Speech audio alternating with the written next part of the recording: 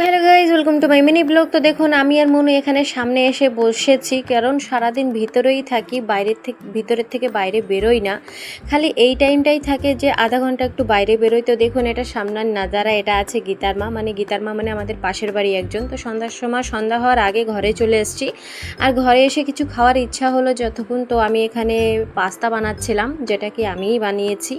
আমি কোন সময় কাজ করি, মনু আমাকে রান্নাবান্না বহুত কম করতে দেয় যখন 7-8 মাস পড়েছে।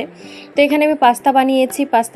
বানানোর পর মনুকে বলছি, আজকে আমি বানালাম, তুমি খেয়ে দেখো কীরকম হয়। সব দিন তো তুমিই বানাও, আর স্ন্যাক্সটা বেশি আমি বানাই, কারণ এটা মনুর থেকে আমার ভালো হয়, মনু তাই বলে। তো এখানে দিয়েছি, মনু দেখো এত খুশি হয়ে গেছে, আমার পাস্তা বানিয়ে দিয়েছে মনু, আমি বানিয়েছি, সে খাচ্ছে।